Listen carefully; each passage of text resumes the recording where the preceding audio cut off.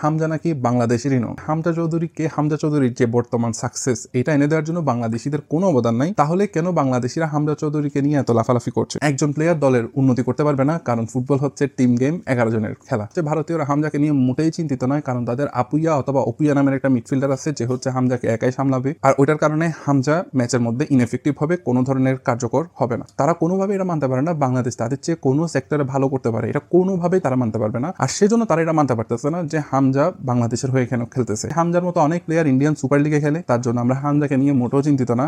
অপুইয়া নামের প্লেয়ার যে আছে তিনি নাকি অনেক বড় বড় প্লেয়ারের সাথে ইন্ডিয়ান সুপার লিগে খেলে। হামজা বাংলাদেশের হয়ে খেললে কোনো বড় ধরনের চেঞ্জ হবে না, কারণ হামজা স্ট্রাইকার না, সে গোল করতে পারবে না। আর সে শুধু বেশি হলে কয়েকটা গোল সেভ করতে পারবে। সে হামজা চৌধুরী খুব ভালো প্লেয়ার না। আপনার প্রবলেম হচ্ছে সে বাংলাদেশের হয়ে কেন খেলতেছে, এটাই, আর কিছু না। সে সুনীল ছেত্রীকে ফিরিয়ে আনা যে হয়েছে সেটা হামজার কারণে হয়নি, এটা হামজাকে নিয়ে আমরা খুব একটা বেশি চিন্তিত না। বাংলাদেশিরা ম্যাচ জিতার আগে কেন লাফালাফি করতেছে। আসসালামু আলাইকুম, আজকের ভিডিওতে আমরা কথা বলবো হামজা চৌধুরী আর হামজা চৌধুরী বাংলাদেশের খেলা নিয়ে ইন্ডিয়ান সমর্থকদের যত ধরনের কনফিউশন আর প্রশ্ন আছে সেগুলো নিয়ে। আচ্ছা, প্রথমে একটা কোয়েশ্চেন পাইছি, সেটা হচ্ছে হামজা নাকি বাংলাদেশেরই নয়।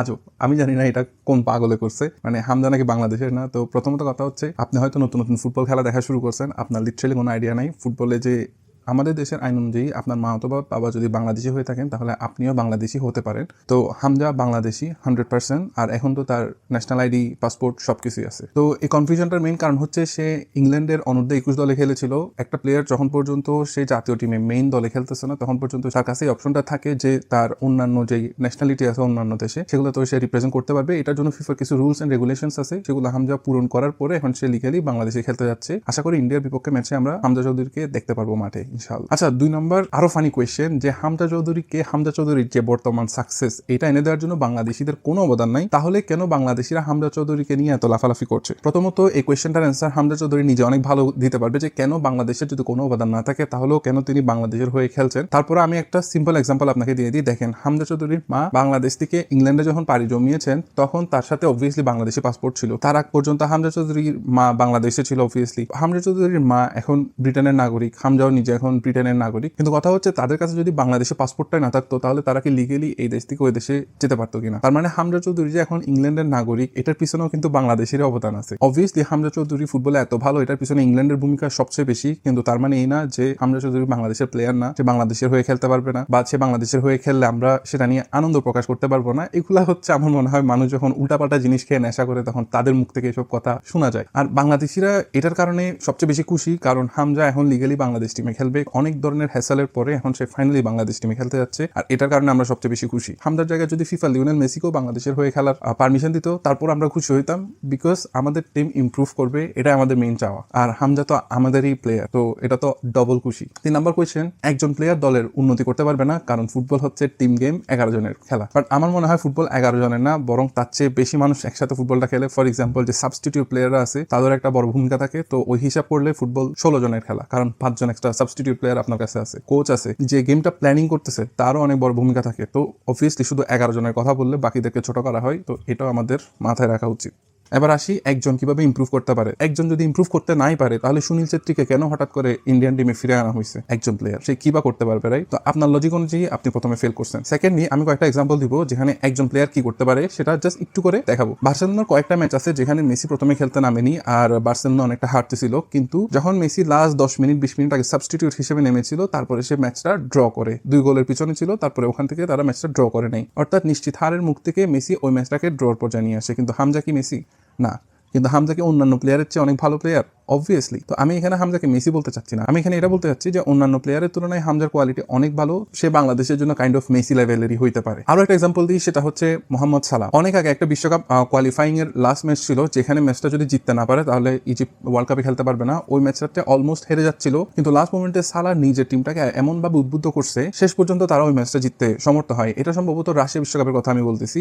আর ওই বিশ্বকাপে মিশর কোয়ালিফাই করার পিছনে সালাহর অনেক বড় অবদান ছিল। ইভেন লাস্ট ম্যাচের যে এক্সপিরিয়েন্সটা ছিল এটা ছিল আসলে একটা মুভির মতো যদি আপনি না দেখে থাকেন। আর এখান থেকে প্রমাণ হয় যে গ্রেট প্লেয়াররা কিন্তু টিমের ভাগ্য একাই নির্ধারণ করতে পারে যদি তারা সেরকম সাপোর্ট পায়। আমি এটা বলতেছি না যে হামজার কারণে বাংলাদেশ এশিয়ান কাপে খেলবে বা ওয়ার্ল্ড কাপে কোয়ালিফাই করে ফেলবে, বাট এটা বলতেছি অবভিয়াসলি হামজা এই মানের একজন প্লেয়ার যদি বাংলাদেশ টিমে খেলে, এটা বাংলাদেশ টিমকে এখান থেকে এখানে নিয়ে যাবে, দ্যাটস ফর শিওর। 4 নম্বর কোয়েশ্চেনটা হচ্ছে ভারতীয়রা হামজাকে নিয়ে মোটেই চিন্তিত নয়, কারণ তাদের আপুইয়া অথবা অপুইয়া নামের একটা মিডফিল্ডার আছে যে হচ্ছে হামজাকে একাই সামলাবে, আর ওইটার কারণে হামজা ম্যাচের মধ্যে ইনএফেক্টিভ হবে, কোনো ধরনের কার্যকর হবে না। দেখেন আপনার কোয়েশ্চেনের মধ্যে কিন্তু আপনার অ্যান্সারটা আছে। দেখেন অপুইয়াকে তার মানে হামজার পিছনে পিছনে লেগে থাকতে হবে পুরা ম্যাচটাতে, হামজাকে ট্যাকেল করতে হবে। কিন্তু যদি হামজার মতো প্লেয়ার বাংলাদেশ টিমে না থাকতো তাহলে অপুইয়া হয়তো গোল ক্রিয়েশনের দিকে চিন্তা করতে পারতো যে আমি গোল কেমনে ক্রিয়েট করতে পারবো বা অন্যান্য জিনিসের প্রতি চিন্তা করতে পারতো। এখন অপুইয়ার ফোকাস কমপ্লিটলি হামজার কাছে থাকতে হবে। এখন ওখানে যদি অপুইয়া কোনো ধরনের মিস্টেক করে সেক্ষেত্রে কিন্তু বাংলাদেশ অ্যাডভান্টেজ পাবে অবভিয়াসলি। ইন্ডিয়াতে বর্তমানে সবচেয়ে সেরা প্লেয়ার ধরা হয় অপুইয়াকে বা আপুইয়াকে। সে এখন হামজার জন্য ব্লক, অর্থাৎ হামজাকে নিয়ে সে বিজি থাকবে পুরো ম্যাচে।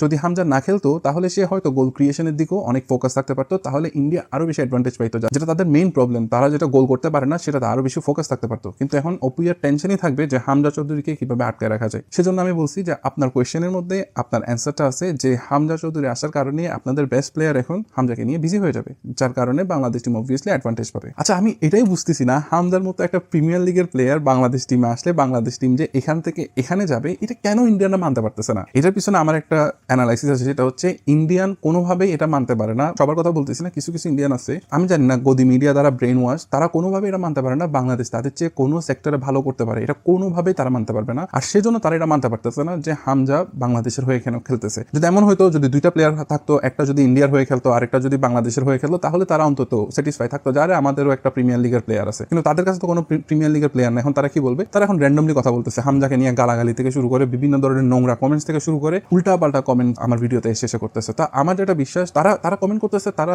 চিন্তিত না, কিন্তু তাদের কমেন্ট দেখে মনে হয় তাদের হচ্ছে একদম ফেটে গেছে কাইন্ড অফ। আচ্ছা 5 নম্বরে তারা বলতেছে যে হামজার মতো অনেক প্লেয়ার ইন্ডিয়ান সুপার লিগে খেলে, তার জন্য আমরা হামজাকে নিয়ে মোটেও চিন্তিত না। অপুইয়া নামের প্লেয়ার যে আছে তিনি নাকি অনেক বড় বড় প্লেয়ারের সাথে ইন্ডিয়ান সুপার লিগে খেলে। মাশাআল্লাহ, আপনার ব্রেইনের যে পাওয়ার এটা দেখে আমি খুবই অবাক হলাম। মানে আপনার কথা হচ্ছে ইন্ডিয়ান প্রিমিয়ার লিগে বিশ্বের সবচেয়ে বড় বড় প্লেয়াররা খেলে, আর ইংলিশ প্রিমিয়ার লিগে সবগুলা ছোট ছোট প্লেয়ার খেলে। মানে হামজা যাদের ইংলিশ প্রিমিয়ার লিগে যাদের সাথে খেলছে তারা হচ্ছে খুবই ছোট নগণ্য প্লেয়ার। আর ইন্ডিয়াতে যারা রিটায়ারমেন্টের বয়সে এসে ইন্ডিয়াতে আসে বড় বড় প্লেয়ার, আমি জানি দিয়াগো ফোরলানও ইন্ডিয়াতে এসে মেবি খেলছিল, উরুগুয়ের যে সুপারস্টার, বাট রিটায়ারমেন্টের এজে এসে খেলছে। মানে it doesn't really make any sense যে আমাদের প্লেয়ার প্রিমিয়ার লিগ থেকে আসছে যার এক্সপিরিয়েন্স কোন লেভেলে থাকবে, আর ইন্ডিয়ার যেখানে হচ্ছে মানুষ অন্যান্য লিগে চান্স না পাওয়ার পরে এখানে আসে। মানে যা তা, আমার কিছু বলার নাই ভাই। আপনার বিগ ব্রেন থিঙ্কিং আপনিই রাখেন ভাই, এখানে কমেন্ট সেকশনে দুর্গন্ধ করার দরকার নাই, এগুলো আপনার কাছে রেখে দেন প্লিজ। কমেন্ট সেকশনটা দুর্গন্ধময় করিয়েন না। তারপরে আরো একটা বিগ ব্রেন থিঙ্কিং আমরা দেখি, হামজা বাংলাদেশের হয়ে খেললে কোনো বড় ধরনের চেঞ্জ হবে না, কারণ হামজা স্ট্রাইকার না, সে গোল করতে পারবে না, আর সে শুধু বেশি হলে কয়েকটা গোল সেভ করতে পারবে। আপনার কথাটা ঠিক আছে, আপনি চিন্তা করতেছেন হামজা যেহেতু লিগে রাইট ব্যাকে খেলতেছে, সিডিএম খেলতেছে বা সেন্টার মিডে খেলতেছে বা ডিফেন্সিভ কাজগুলো করতেছে, সেজন্য আপনার মনে হইতে পারে বাংলাদেশ টিমও সে এটা করবে। কিন্তু কথা হচ্ছে বাংলাদেশ টিমও যদি সে এই কাজটা করে, তারপরেও তো ডিফেন্সের যে টেনশনটা সেটা অনেকটা কমে যাবে। অন্যান্য প্লেয়াররা তখন অ্যাটাকিং এর দিকে অনেক বেশি ফোকাস করতে পারবে। যদি আপনার কথা সত্য ধরে নিই, তারপরেও বাংলাদেশের অ্যাটাকিং এ একটু হলেও ইমপ্রুভমেন্ট আসবে, কারণ ডিফেন্স এখন সলিড। কিন্তু আমার যেটা মনে হয়, আর অন্যান্য যারা ফুটবল অ্যানালিস্ট আছে তাদের ভাষ্যের মধ্যে আমি যেটা বুঝতে পারতেছি, হামজাকে ডিফেন্সিভ ওয়ার্কের জন্য বাংলাদেশে আনা হচ্ছে না, তাকে আনা হচ্ছে মূলত প্লে মেকার হিসেবে। প্লে মেকার হিসেবে আনা না হইলেও তাকে মূলত কাজ দেওয়া হবে এটা যে তুমি কোনোভাবে বলগুলা সাপ্লাই দাও উপরের দিকে, স্ট্রাইকিং পজিশনে বলগুলা সাপ্লাই দাও। রক্ষণ অথবা মিডের প্লেয়ার যে গোলের কোনো কন্ট্রিবিউশন থাকে না, আপনি যদি এটা বলেন তাহলে আমি বলবো যে আপনি মনে হয় মাত্র কয়েকদিন আগেই ফুটবল খেলা দেখা শুরু করছেন। আর যদি সেটা না হয় তাহলে আমি কয়েকটা এক্সাম্পল আপনাকে দিই। যেরকম ধরেন কেডিবি যখন ইনজুর্ড হয়ে যায় ম্যান সিটিতে, তখন কিন্তু হল্যান্ড উপরে ছিল, কিন্তু সে অত বেশি গোল করতে পারতেছিল না। কিন্তু পরে যখন কেডিবি আসছে, তারপরে সে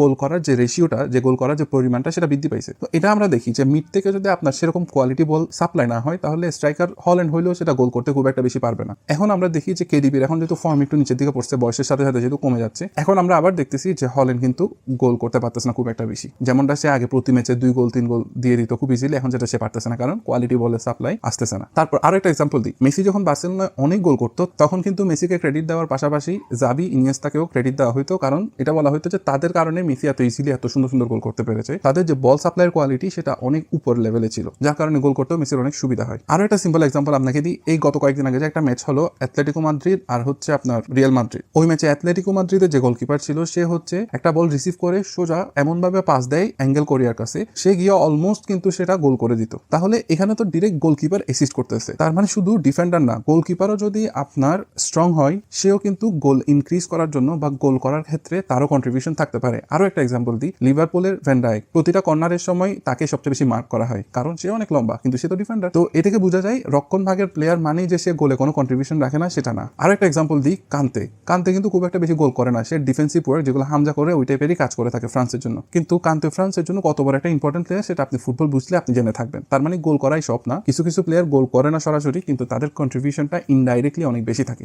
আর সেটা যদি আপনি না বুঝেন তাহলে আমি আপনাকে একটা কথাই বলতে পারি, আপনি বসে বসে টেস্ট ম্যাচ দেখেন, আপনার জন্য ওইটাই যথেষ্ট। তারপরে কমেন্ট হচ্ছে হামজা চৌধুরী খুব ভালো প্লেয়ার না, মেনে নিলাম আপনার জন্য, আপনি যেহেতু ভারতীয়, আপনাদের যে লিগে যেহেতু অনেক বড় বড় সুপারস্টার, আপনাদের দলে যেহেতু অপুয়ার মতো একজন সুপারস্টার প্লেয়ার আছে, তাহলে আমাদের হামজা আপনার জন্য বড় প্লেয়ার নাও হতে পারে, কিন্তু বাংলাদেশের পার্সপেক্টিভ থেকে হামজা আমাদের জন্য সুপারস্টার, নেক্সট টু মেসি, কোনো অংশে কম না। কারণ আর্জেন্টিনা টিম আপনি দেখেন সুপারস্টারে ভরপুর, সেই জায়গায় মেসিকে এত রেসপেক্ট করা হয়, আর আমাদের টিম অত বেশি সুপারস্টার নাই, একটাই আছে, তো ওটা মেসির চেয়ে কোনো অংশে কম না। এটা তো আমি রিপ্লাই করলাম আপনার কথা সঠিক ধরে, কিন্তু অ্যাকচুয়ালি আপনার কথাটা ভুল। হামজা অ্যাকচুয়ালি অনেক বড় প্লেয়ার, শ্রীলঙ্কা, আফগানিস্তান, ইন্ডিয়া, নেপাল, মালদ্বীপ এই টিমগুলোর জন্য হামজা অনেক বড় মানেরই প্লেয়ার। এটা মানতে যদি আপনার অসুবিধা হয়, বুঝতে হবে যে আপনার কোথাও ঝামেলা আছে, আপনার প্রবলেম হচ্ছে সে বাংলাদেশের হয়ে কেন খেলতেছে, এটাই, আর কিছু না। তারপরের কমেন্ট হচ্ছে সুনীল ছেত্রীকে ফিরিয়ে আনা যে হয়েছে সেটা হামজার কারণে হয়নি, এটা হামজাকে নিয়ে আমরা খুব একটা বেশি চিন্তিত না। হতে পারে এটা হামজাকে নিয়ে চিন্তা করা হয় নাই, কিন্তু আপনি যদি ডিপ অ্যানালাইসিস করেন এটার মূল কারণের মধ্যে একটা কারণ থাকবে যে হামজার কারণে, অর্থাৎ হামজা আসার কারণে বাংলাদেশ টিম যে ইমপ্রুভ করবে, ওই জিনিসটাকে ট্যাকেল করার জন্য ইন্ডিয়াও যাতে পিছনে পড়ে না থাকে, গোল যাতে স্কোর করতে পারে, ওটার কারণে সুনীল ছেত্রীকে ফিরিয়ে আনা হয়েছে। আমি বলতেছি না হামজার কারণেই, কিন্তু যে কয়টা কারণ আছে তার মধ্যে একটা কারণ এটাও যে হামজা চৌধুরীর মতো প্লেয়ার বাংলাদেশের হয়ে খেলবে, সো আমাদের একজন ভালো স্ট্রাইকার দরকার, যাতে আমরা প্রতি ম্যাচে যে গোল অপরচুনিটি মিস করতেছি সেটা না করি। এটা ইন্ডিয়ার থিঙ্কিং ফর শিওর। আর যদি এটা নাও মানেন, মেনে নিলাম সুনীল ছেত্রীকে এমনি আনা হয়েছে, বাট আমাদের কোনো কিছু যায় আসতেছে না, সুনীল ছেত্রীকে আনা হয়েছে এটা নিয়ে আমরা একটু ট্রল করছি, কারণ মেসি যখন অবসরে গেছে, অবসর থেকে ফিরে আসছে, ব্রাজিল সাপোর্টারও ট্রল করছে, এটা ফুটবলে হয়। একটা প্লেয়ার যখন 40 বছর বয়সে যখন অবসর ভেঙে ন্যাশনাল টিমে খেলার জন্য ফিরে আসবে, যে কেউ ট্রল করবে। যেহেতু সুনীল ছেত্রীর অবসর নেওয়ার সিদ্ধান্তটা কোনো রাগ, অভিমান বা ইমোশনাল ডিসিশন ছিল না, এটা একটা রেশনাল ডিসিশন ছিল, বাকিদেরকে সুযোগ দেওয়া। কিন্তু যখন আপনি আপনার রেশনাল ডিসিশন থেকে সরে আসলেন, এই সরে আসাটা হচ্ছে ইমোশনাল ডিসিশন, এটার কারণে আমরা আপনাদেরকে একটু ট্রল করছি। এমন না যে ফুটবলে এটা আগে কখনো হয় নাই, এটা সবসময় হবে, আপনি যদি এটা আবার করেন আবার হবে। এটা যদি বাংলাদেশের কোনো প্লেয়ার করে থাকে তাহলে বাংলাদেশের ক্ষেত্রেও হবে। লাস্ট কোয়েশ্চেন, এটা হচ্ছে বাংলাদেশিরা ম্যাচ জিতার আগে কেন লাফালাফি করতেছে। দেখেন, ম্যাচ জিতুক আর না জিতুক, বাংলাদেশ অলরেডি একটা ভিক্টরি পাইছে, সেটা হচ্ছে হামজা চৌধুরীর মতো প্লেয়ার বাংলাদেশে আসতেছে। সেটা দেখে বাংলাদেশের অন্যান্য যে ফরেন প্লেয়াররা আছে,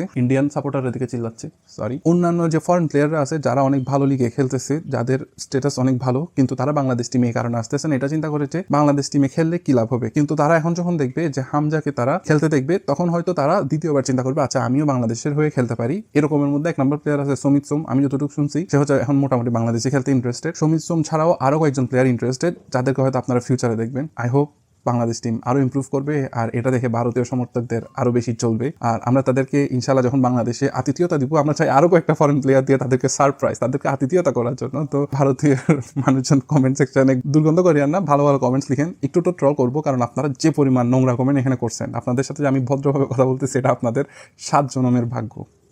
থ্যাংক ইউ সো মাচ।